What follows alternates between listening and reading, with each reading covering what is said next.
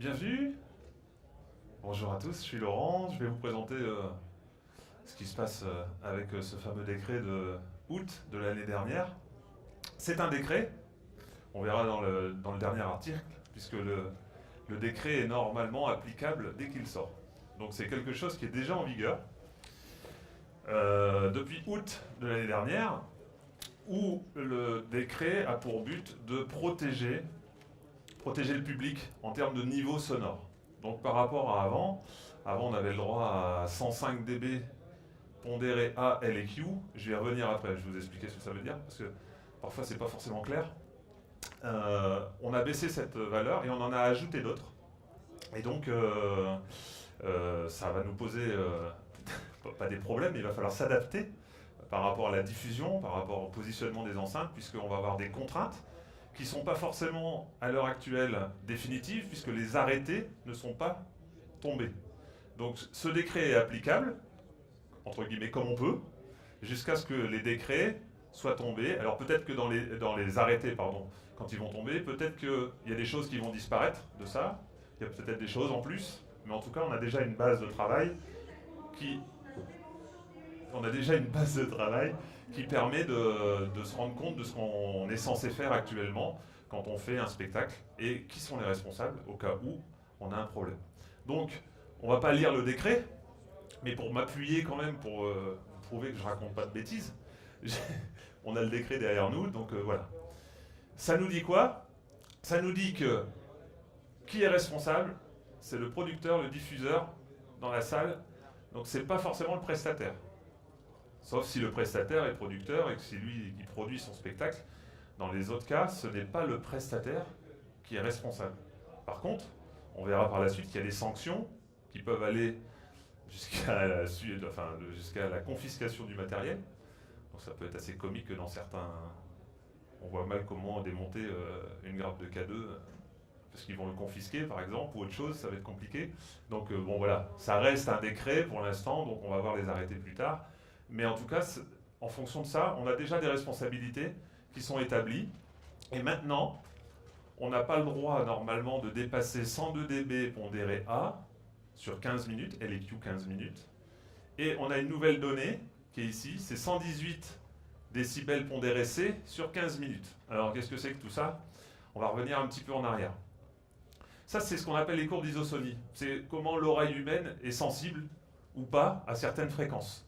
Donc on voit que si on prend une référence à 40 dB, on voit que l'oreille humaine est très sensible dans ces fréquences-là. Souvent on le voit aux EQ, on n'aime pas ça. Et on voit que dans le grave, on a de la marge. Donc à l'époque, ce qu'ils se sont dit, c'est que puisque là où c'est très sensible, c'est là où ça nous fait mal, c'est là où c'est fort, on va appliquer une pondération qu'on appelle la pondération A, qui est en fait un filtrage, comme celui-ci là, où effectivement on venait mesurer la section la plus sensible de l'oreille. D'accord? Donc ça, c'est la pondération A. OK? Quand on dit que c'est L et Q, ça veut dire que c'est moyenné sur une durée. D'accord? Vous avez le droit de faire des pointes à 102, mais en fait, vous n'avez pas le droit de dépasser une moyenne de 102 dB pendant tant de temps, L et Q. C'est pour ça qu'on parle de A, L et Q, 15 minutes. Et donc la mesure va s'effectuer sur un créneau de 15 minutes. Alors c'est pas je fais la mesure 15 minutes et je repars à zéro. En fait ça glisse, d'accord? Quand la mesure commence, à chaque fois il y a un départ en fonction du nombre de mesures que vous mettez dans votre appareil, d'accord? Donc c'est ce qu'on appelle un slide, hein. Ça glisse pour que la moyenne se fasse au fur et à mesure du concert. D'accord? Donc ce qu'ils ont fait maintenant, c'est que, alors à cette pondération A, on a le droit à 102 dB, et ils ont ajouté une nouvelle pondération, qui est la courbe en rouge ici, qui est la courbe C. Donc la courbe C, en fait, contrairement à la A, elle vient mesurer tout le bas du spectre. Donc le grave. Aïe. C'est là où on va essayer de trouver des solutions, parce que nous, dans la prestation, on trouve des haut-parleurs de plus en plus puissants, des haut-parleurs de sub, des haut-parleurs de grave. On arrive à des pressions assez fortes. Mais imaginez par exemple, je sais pas, un 4 sub comme ça, je suis ici, je suis déjà en dehors de 118 dB. C'est sûr et certain, avec le grave. Donc ce qu'il va falloir trouver, c'est des solutions d'implantation peut-être accrocher, peut-être mettre des crash barrières devant les subs pour protéger les gens, puisque le but du jeu c'est de protéger les gens. D'accord? Donc après, ça va pas forcément être simple, mais en tout cas, voilà ce que dit le décret. Donc, pondération A, pondération C. Ça pourrait s'arrêter là, on pourrait se dire, ouais, déjà ça va nous mettre des bâtons dans les roues assez fortement. Et bien ils ont compliqué l'histoire avec les enfants. Si on a des enfants, jusqu'à 6 ans révolus, ici, c'est 94 dB pondéré A et 104 pondéré C. Comment on va l'appliquer? Peut-être interdire les salles de spectacle aux enfants, ça va être compliqué, ou alors on va avoir un autre problème aussi. Si c'est un spectacle d'enfants, peut-être que les enfants qui vont applaudir entre les titres ou entre les chansons, ça va être plus fort que le spectacle diffusé. Donc la moyenne que vous essayez de vous tenir avec le mixage va peut-être être dépassée à cause de ça. Comment on le prouve? Ouais, on va peut-être enregistrer l'audio, pour l'instant c'est pas le cas. Pour l'instant on va voir dans la suite, mais on nous demande juste d'enregistrer les niveaux. Donc, pardon, je reste là. Ligne suivante, on doit enregistrer les niveaux sonores. Donc il va falloir maintenant des appareils, en façade ou dans la salle, qui puissent nous dire, eh ben voilà, on a fait tel spectacle, tel jour, voilà ce qui s'est passé en pression acoustique. En pondéré A, en pondéré C. Ok?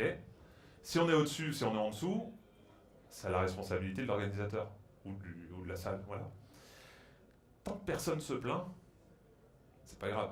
Si quelqu'un porte plainte, là ça devient grave parce qu'il y a des preuves si vous étiez dedans ou si vous n'étiez pas dedans. D'accord? Une fois que c'est enregistré, on doit les garder 6 mois. 6 mois, c'est long. Mais ça peut peut-être changer, hein, mais pour l'instant, c'est comme ça. Donc on doit enregistrer tous les niveaux, on doit les garder pendant 6 mois. Donc normalement, à la fin de votre prestation, vous devez donner votre rapport acoustique, alors le lendemain, à l'organisateur, pour que lui puisse se décharger, ou alors se retourner contre quelqu'un d'autre s'il ne veut pas prendre la responsabilité.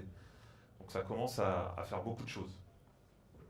Ensuite, on doit afficher en continu les nouveaux sonores auxquels on joue. Alors j'ai entendu plein de trucs, j'ai entendu des gens me dire « Ouais, il faut mettre 2 écrans de chaque côté de la scène pour indiquer les niveaux de pression acoustique. » On n'en est pas là du tout.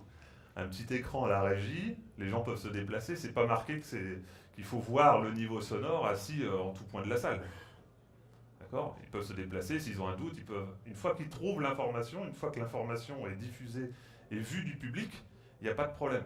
Ça peut être très bien placé ici, par exemple, là devant. Mais là, au-dessus du chanteur, ça va faire désordre. Donc, on va peut-être le mettre derrière vous. Si vous voulez savoir à quel niveau on est, on n'empêchera pas les gens de se retourner et d'aller regarder le niveau si c'est indiqué dans une salle en fixe, par exemple. Faut être, voilà, il y a différentes choses qu'on peut faire. Ça peut être un écran, ça peut être une télé, ça peut être des affichages déjà prêts avec des appareils qui existent sur le marché. Voilà. En tout cas, il faut que vous puissiez donner l'information aux gens du public. Donc en festival, si vous mettez un écran accroché sur la tourlière de la régie de façade, même s'il n'est pas dehors l'écran, les gens ils peuvent bouger et aller voir à quelle pression vous jouez. D'accord? C'est pas obligatoirement à la vue de tout le public. On doit informer le public. C'est-à-dire que quand vous allez rentrer dans une salle de spectacle ou dans un festival, il va falloir qu'on vous offre peut-être un petit fascicule en disant attention, son fort, bidule machin. Il va falloir informer le public. Ou alors, ça peut être aussi quand vous attendez l'entrée dans le spectacle, sur les téléviseurs qui passent de la pub pour les prochains spectacles, peut-être une annonce en disant attention, risque auditif, voilà. Ça ne s'arrête pas là. On va devoir aussi, pour l'organisateur, donner des bouchons d'oreille. Bouchons d'oreille à tout le public en libre service. Ça existe déjà dans d'autres pays, par exemple en Suisse, le Paléo Festival, c'est un énorme festival. Il y a des bonbonnes énormes à l'entrée qui font peut-être tout l'espace rouge là, c'est plein de bouchons d'oreille. Et tous les festivaliers prennent ou pas, c'est pas obligatoire, mais ça doit être à la disposition du public. Donc ça aussi c'est compris dans le décret. C'était ici, tac tac tac, ok.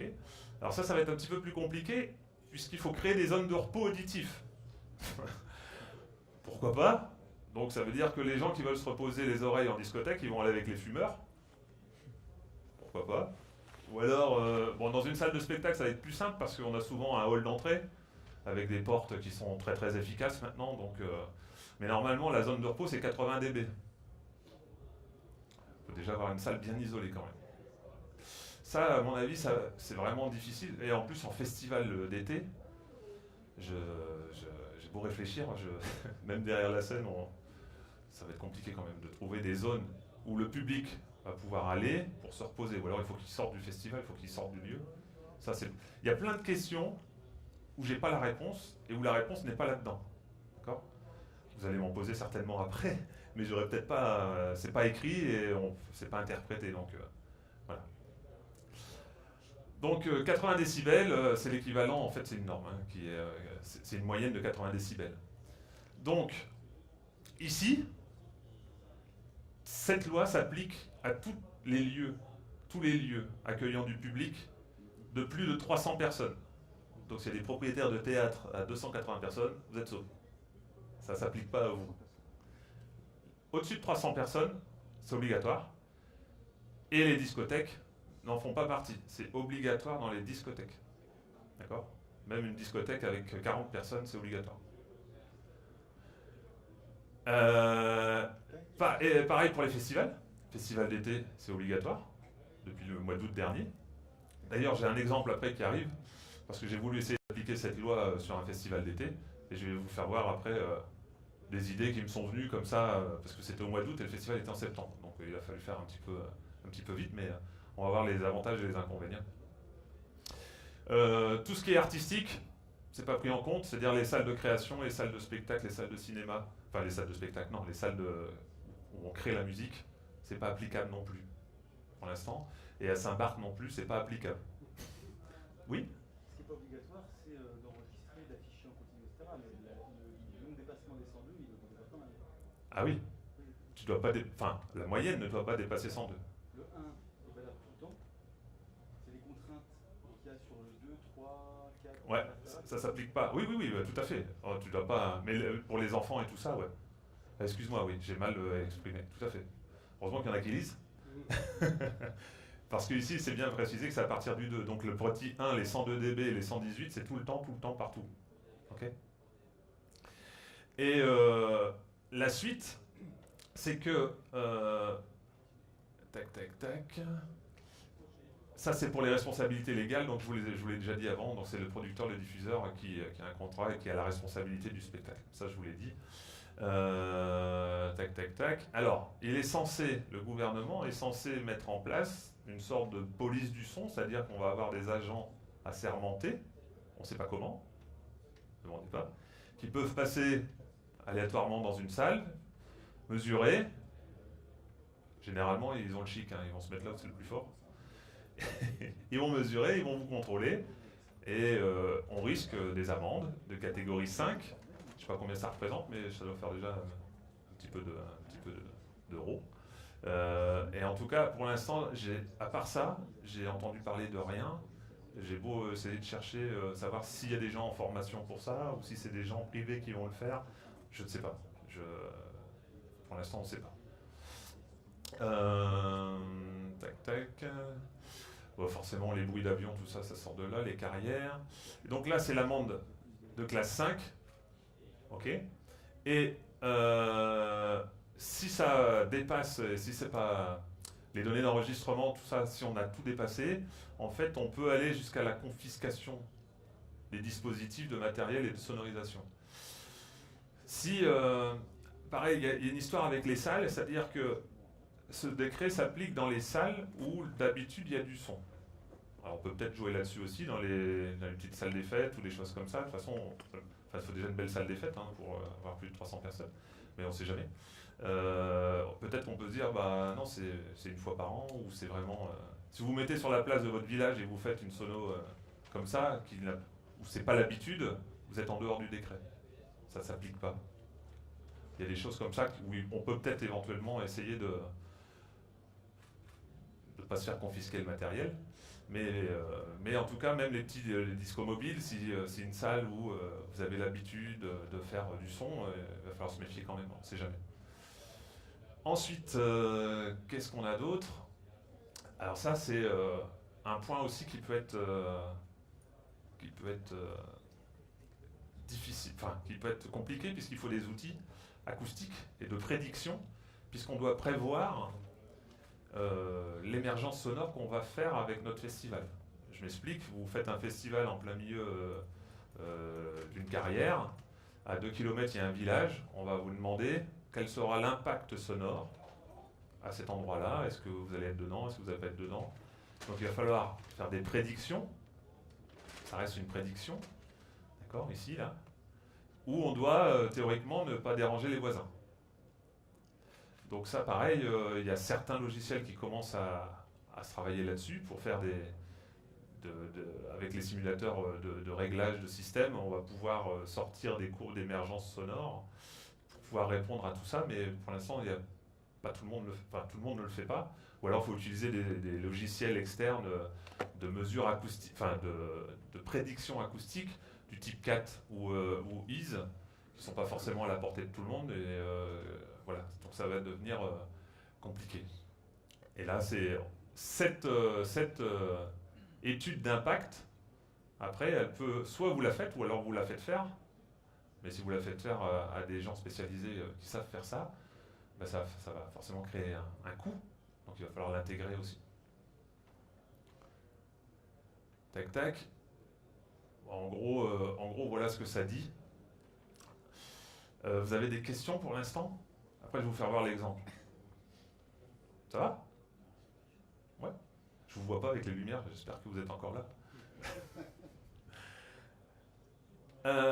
Clac, clac, clac. J'ai oublié celui-là. Ah oui, c'est ce que je vous disais tout à l'heure. L'article 2 n'est pas applicable à Saint-Barth. Pourquoi? En fait, quand le décret est sorti en août, dès le mois de septembre, 3 semaines après, je faisais l'accueil sur un festival qui s'appelle Foire en Seine à Châlons-en-Champagne. Et je me suis dit, c'est un décret, c'est applicable de suite, on y va. Je vais essayer de respecter tout ce qu'on vient d'expliquer à l'instant. Donc d'habitude, j'ai un système line array d'accroché, j'ai 6 subs d'accroché, j'ai 9 subs au sol, j'ai des frontes, j'ai des crash barrières à 2 mètres des enceintes. Donc déjà, si on fait une prédiction acoustique, les gens qui sont devant mon tas de 9 subs au sol, il faut que je fasse un crash barrière, mais de 6 mètres par 6 mètres. Donc en gros, c'est pas gérable. C'est pas gérable parce que si on veut dégager les gens de cette pression acoustique sans dépasser les 118, il faut changer le dispositif. Je ne peux pas laisser mon tas de 9 subs de chaque côté de la scène. C'est pas possible. Donc en fait, c'est un festival qui est assez gros, hein, puisqu'on peut aller jusqu'à plus de 10 000 personnes dans ce festival. L'avantage de ce festival, c'est qu'il y a une belle infrastructure. Ici, là, on a vraiment des portiques. Je peux lever très haut les systèmes, et c'est ce qui, dans ce cas-là, va me sauver, entre guillemets. Je vais vous expliquer pourquoi. Si on prend par exemple des subs suspendus, ok, la première année, enfin les années suivantes, j'avais 6 subs de suspendus à une certaine hauteur. J'étais à 2, 4, 6, 8. J'étais à 6 mètres là, j'arrive même pas à lire. Peut-être l'écran. Ben non, je ne vois plus. Enfin bref, j'étais à une certaine hauteur. Et on voit qu'ici, j'ai mis des jalons pour mesurer entre guillemets la pression acoustique. Donc en fait, avec mes 6 subs d'accrocher, ben voilà, c'est beaucoup plus clair comme ça. On a 8,50 m. On voit la différence de pression acoustique entre les 3 mètres, les 10 mètres, d'accord? Où ici, j'ai déjà une très très grosse différence de presque 6 dB.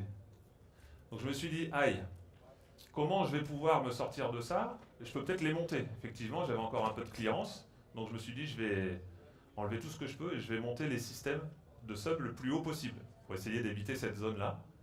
Mais ça ne suffisait pas. Donc en fait, j'ai allongé ma colonne de sub en accrochant plus de sub, parce que j'avais la capacité sur ce festival de le faire. D'accord ? Pourquoi faire? Pour allonger la ligne acoustique, et donc cette ligne va être plus directive. Et donc comme je suis plus directif, je vais commencer à éviter un peu plus les premiers rangs, qui vont être juste en dessous des subs. Donc là je suis passé de 6 à 9, d'accord? Et j'ai pu lever à 11 mètres. Parce que j'ai une structure de 14 mètres. Ici, on voit maintenant qu'entre les gens à 3 mètres et à 10 mètres, j'ai la même pression acoustique. Quelque part, ça va homogénéifier le rendu sonore en termes de pression acoustique en tout cas. Okay. Ça, c'est une des solutions que j'ai adoptées tout de suite. Donc cette année-là, j'ai accroché 9 subs à côté de mes systèmes plutôt que 6. Donc j'ai enlevé des subs qui étaient au sol. Sauf que quand on pose des subs au sol, c'est pour une bonne raison. Généralement, c'est parce que ça double avec l'effet miroir. Si vous en posez 9, c'est comme si vous avez le double. Si vous l'accrochez, vous perdez en pression. De toute façon, on doit jouer moins fort. L'un dans l'autre, ça devrait bien se passer. Ici, je l'ai dit, du coup, pour faire mes premiers rangs, je me suis dit, puisque mon paquet de 6 subs, ça va pas le faire, je ne peux pas laisser 6 subs devant le crash barrière, je me suis orienté vers quelque chose que je fais très rarement. Je me suis orienté vers un arc sub. En fait, un arc sub, c'est le fait de poser des subs au sol, avec un peu comme ici en fait, où on a un espace identique entre tous les subs, d'accord ? Et on va réussir en appliquant un délai croissant jusqu'à l'extérieur, au lieu de canaliser l'énergie pile poil ici en milieu, là, on va pouvoir aplanir cette énergie, parce que si jamais je ne mets pas de délai ici, j'ai une grosse pointe là, comme ça, avec un maximum d'énergie au milieu de la ligne, que ce soit accroché ou au sol, c'est pareil. D'accord ? Donc en mettant des délais là, en fait, je crée ce qu'on appelle un arc virtuel, et du coup, ça va m'aplatir cette ligne, et ça va homogénéifier la pression acoustique. Mais je perds aussi en rendement. Bah oui, on ne peut pas tout gagner. Donc en fait, ici mon paquet de 6 subs, quand je suis à 1 mètre, ok, je suis dedans, je suis mort, ça marche pas. Là, en arc sub, donc je l'ai vraiment ouvert, parce que si on se rappelle tout à l'heure du dessin, on voyait que la pression, là je m'étais mis à 10 mètres, d'accord, c'était pour faire le raccord en pression acoustique avec mon arc sub et les subs accrochés. Pour que quand je me balade sur le terrain, quand j'arrive à un moment donné ici, je perds en pression acoustique, mais là c'est pas grave puisque j'ai les subs du dessus qui vont me renforcer la sommation et donc je vais avoir une couverture plus homogène. Ok ? Donc ici, on voit que la pression acoustique, je vais le zoomer, hop là, à 1 mètre des subs, alors pile poil devant, on est bien au-dessus. À 1 mètre des subs, on est encore dedans, on est au-dessus de 115. Et à 2 mètres ici, on est entre 110 et 115, donc ça passe. Donc on a placé le crash barrière à 2 mètres, avec un réglage d'angle assez ouvert, effectivement, pour pouvoir éviter ça. Donc cette année-là, j'ai malheureusement ajouté des subs, pour pouvoir faire cet arc sub, parce que la scène est assez grande, hein. Ici on est à 20 mètres, donc l'espace est très grand, donc j'ai fait une antenne de 20 mètres. Mais ce qui est étonnant, c'est que je mets plus de matériel pour faire moins de son.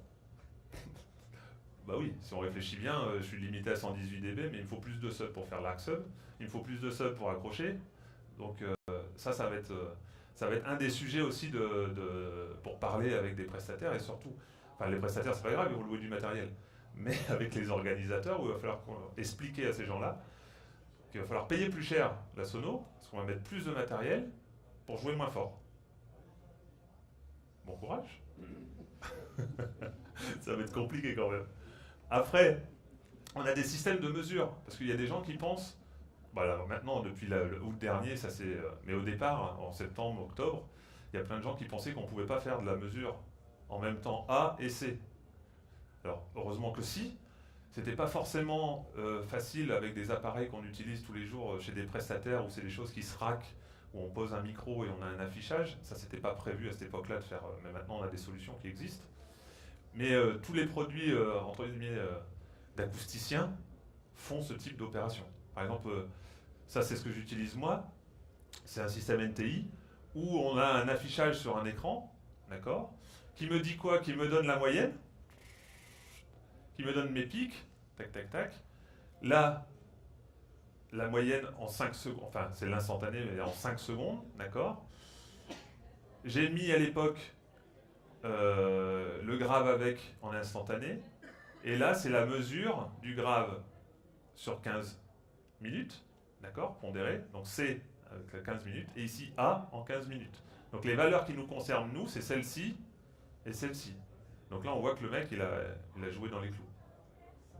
En tout cas, la mesure a été faite à la régie.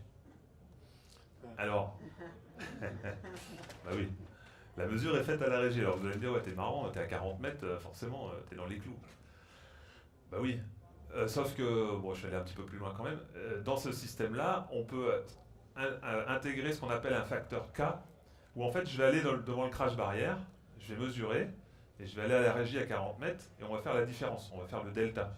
S'il y a 3 dB de plus dans le crash barrière, on va appliquer ce qu'on appelle un coefficient K sur la pondération A par exemple, et puis un deuxième coefficient sur la pondération C, parce que ça peut être différent. Peut-être que les front field, vous êtes moins fort qu'à 40 mètres. Pourquoi pas? Dans ce cas-là, il n'y a pas de pondération à mettre, puisque quand vous reculez jusqu'à la régie, le point le plus fort est à la régie. Ok, pas de souci. Peut-être que quand vous êtes devant les subs, pile poil, malgré tout, malgré les simulations, ben, on est peut-être plutôt à 118 que prévu, parce que le mec il est appuyé comme ça sur son crash barrière et ben, il a avancé de 50 cm, et quand tu mets le micro là, je pense que les gens qui vont contrôler, ils vont faire ça, ils vont mettre le micro comme ça au bout de bras. Et ben là, peut-être qu'il faut que j'enlève 2 dB, donc on a une pondération qui peut s'appliquer et être ajoutée. Donc on a des moyens aussi pour qu'à la régie, malgré tout, on puisse mesurer exactement ce qui se passe, enfin prendre en compte ce qui se passe devant les points sources les plus forts. Et puis après, il y a autre chose aussi, c'est la pression acoustique que vous gagnez quand vous êtes pile poil au milieu d'un système. Quand vous êtes pile poil au milieu d'un système, vous avez plus 6 acoustique, plus 6 dB. Si vous mettez le micro là, effectivement c'est l'endroit le plus fort, donc vous pouvez être certain que si vous ne dépassez pas exactement au milieu du système, partout ailleurs ça ira. Si vous avez fait attention devant et que vous mettez au milieu du système et que vous êtes en dessous, il n'y aura aucun souci. On a fait 10 spectacles, il n'y a personne qui a dépassé. Voilà. En expliquant aux gens, on arrive à faire des choses. Hein. Après, il y a des gens qui s'y prennent peut-être un petit peu mal, où on leur dit hop, hop, hop, attention, ils attaquent un peu fort, c'est la pression, tout ça. Attention, t'es fort. Ok. Le réflexe, parfois, c'est peut-être juste de baisser un petit peu. Enfin, mais ça, c'est difficile parfois pour des ingé son. De baisser un petit peu. Donc, ce qu'ils font, c'est que compresseur de sortie, je compresse, la dynamique. Et en fait, là, ça devient compliqué. Parce que pour être dans les clous, plus vous allez être dynamique, plus vous allez pouvoir faire des pointes au-dessus des 102 ou des 103, d'accord, en respectant une moyenne qui va être dans les 102 voulus. Donc vous allez pouvoir faire un mix très dynamique, d'accord, alors que beaucoup de réflexes, hein, c'est de compresser la sortie en disant hop, hop, hop, je vais compresser parce que là, non, en fait c'est tout l'inverse. Plus vous compressez, moins vous avez de dynamique, et plus ça va être du MP3 en discothèque, un truc où ça prend la tête, même à 100 dB, c'était très très fort, et voire même quasiment inaudible, alors qu'il y a des gens à 95 dB où le son c'était d'une puissance phénoménale, alors qu'il était beaucoup beaucoup moins fort, mais la dynamique n'était pas gérée du tout de la même manière. Donc ça peut être intéressant, mais il va falloir orienter aussi les gens qui n'ont pas forcément la notion de ça, et essayer de les guider pour avoir un vrai résultat, et pouvoir tenir là-dedans, dans les clous en fait. Bon, ça, après c'est un écran, il y a plusieurs systèmes, hein, c'est voilà. Donc voilà en gros ce qu'on peut en dire à l'heure actuelle de ce décret. On n'a pas de solution. Alors j'ai été voir dans des théâtres, il y a des théâtres qui sont assez gros où les subs sont encastrés devant la scène et les gens ils sont assis les pieds dans le sub. Ça c'est hyper compliqué. La régie elle est là-haut, au premier étage. Là il faut repenser l'histoire, mais repenser l'histoire ça veut dire pouvoir accrocher. Parfois on ne peut pas. Donc il y a plein de questions comme ça qui sont, on ne sait pas où on va en fait, c'est compliqué. On n'a pas les réponses, il va falloir en trouver quelques-unes. Il faut savoir que tout ce qui a été installé avant août de l'année dernière, ils ont un an à la date des arrêtés qui ne sont pas tombés, ou au plus tard octobre de cette année, pour se mettre à la norme. Et tout ce qui est fait depuis août l'année dernière, normalement vous êtes censé respecter ça. Ouais. Vous avez des questions ? Ah, il y a du monde en fait. Ouais, vas-y. Non, il n'y a pas... non. C'est pour ça que je dis jouer sur la dynamique, c'est super. En fait, j'avais fait Robert Plant à Paléo Festival. Et le Paléo Festival, c'est c'est limité à 100 dB une heure. Ouais, c'est à l'époque quand je le faisais, il y a longtemps que j'ai pas fait une FCE, mais... Et l'ingénieur du son de Robert Plant, il connaissait bien les contraintes. Et à ma grande surprise, il m'a rien fait mettre. Pas de compresseur sur la batterie, pas de compresseur sur la voix, pas de compresseur, rien. Sur la XL4, elle était blanche. Coupe bas, coupe haut, full dynamique. Je crois que j'ai jamais entendu un son aussi fort au Paléo, en respectant la calibration sur une heure. Donc c'est pour ça que c'est des approches qui peuvent être complètement différentes et qui sont loin d'être inintéressantes. Il a fait des pointes, mais tous les gens ils venaient me voir, la police du son, parce qu'en Suisse il y a la police du son. Ils venaient me voir, il est trop fort, il est trop fort. Je fais, bah non, la norme, il est dans les normes, parce qu'il y a des écrans affichés en régie. Ah bah oui, on comprend pas et tout. Je fais, si. Le mec, c'était un vieux de la vieille, hein. Il connaissait ça sur le bout des doigts, et on lui a pas fait à l'envers 2 minutes. Par contre, bah oui. Par contre, les Chemical Brothers, ils ont signé une décharge, parce que eux, on savait qu'ils allaient exploser le truc.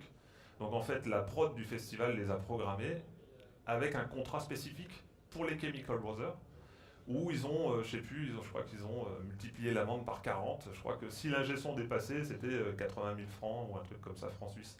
Ouais. Je peux te dire que le mec, il n'a pas dépassé. Hein. Il avait les consignes de sa prod. Il a joué le jeu jusqu'au bout, quoi. Ah ouais. Donc il y a des solutions. Après, voilà, c'est peut-être un peu excessif. D'autres questions? Non? Bon, j'ai pas grand-chose d'autre à dire pour l'instant. Merci en tout cas de votre attention. Merci d'être venu. Ouais, je t'écoute.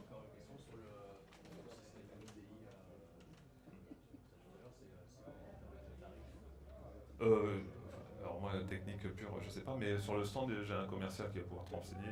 Je l'ai pris pour vous le faire voir. Hein. En fait, quand vous sortez là, on est juste en face de chez L Acoustics. Sur une table, il y a le système MTI de présenter.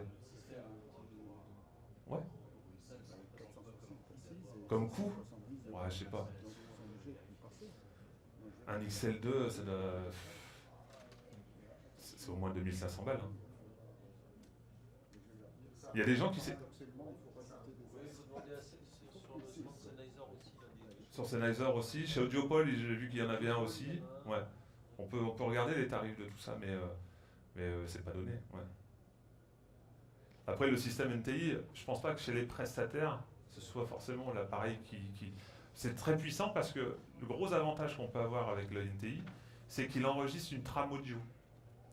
Donc le problème dont je vous parlais tout à l'heure avec les enfants qui crient entre les chansons et qui vous fait exploser, avec le NTI, quand vous avez une trame audio, vous savez, en fonction on a l'audio, donc on peut enlever toutes les parties du public et refaire le Moyen-Âge. C'est un produit qui s'applique à des acousticiens généralement. Donc ça peut être un excellent produit aussi. S'il y a des sociétés privées qui veulent faire de la mesure et qui veulent s'affranchir de ça, ça peut être un très très bon produit. Il y a certains prestataires qui sont partis là-dessus, parce qu'ils enregistraient l'audio.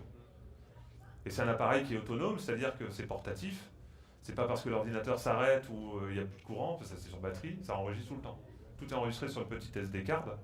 Et donc l'audio comme les infos. Donc à la fin, vous prenez votre SD card, vous l'éditez, il y a un tableur Excel, ça vous sort une feuille de rapport que je n'ai pas préparé, mais je peux vous faire voir si ça vous branche.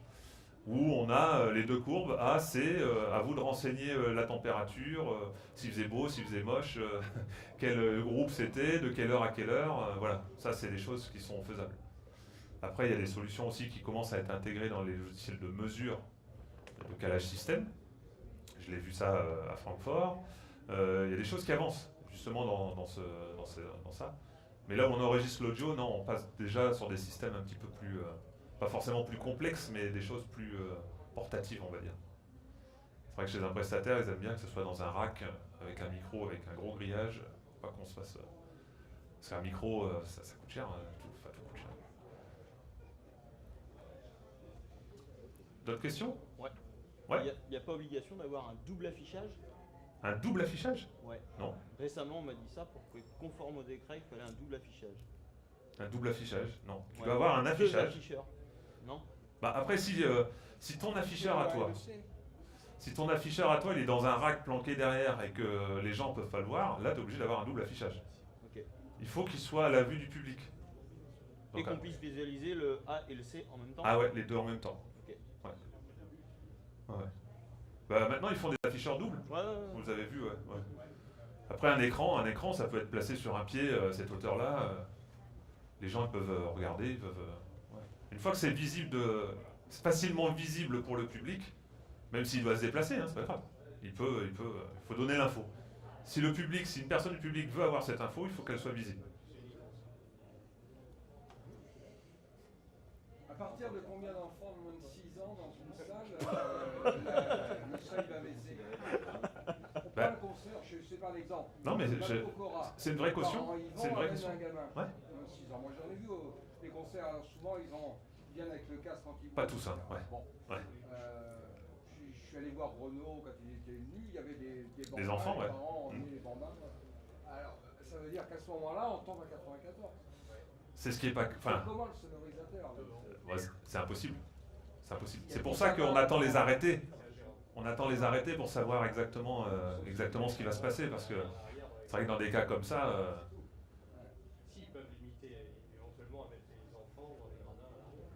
Ouais, mais maintenant, avec les systèmes line source, t'as quasiment la même pression partout. Hein. Ça porte pas. Ah, ça porte bien. Donc, il faut intégrer la régulation dans le stockage.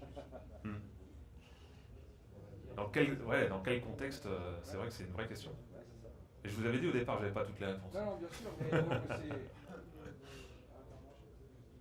c'est ça, sur un concert, c'est Ah ouais, tout à fait. qui dit, une jauge, voilà, un petit zénith, 5 minutes, Ouais. il peut y avoir... Est-ce que c'est 5%, 10% de gamins? Est-ce que c'est dès qu'il y en a un, est-ce qu'on interdit aux gamins? Ça, c'est des choses qu'on attend de voir en fait. Ouais, parce que je pense que ce sera dans les arrêtés, parce que ça peut pas rester comme ça, c'est trop Le flou. législateur, il ne doit pas aller tous les jours voir les concerts. Aussi au Théâtre des Champs. D'autres questions? Eh bien, merci beaucoup. Bon salon. Merci. Merci.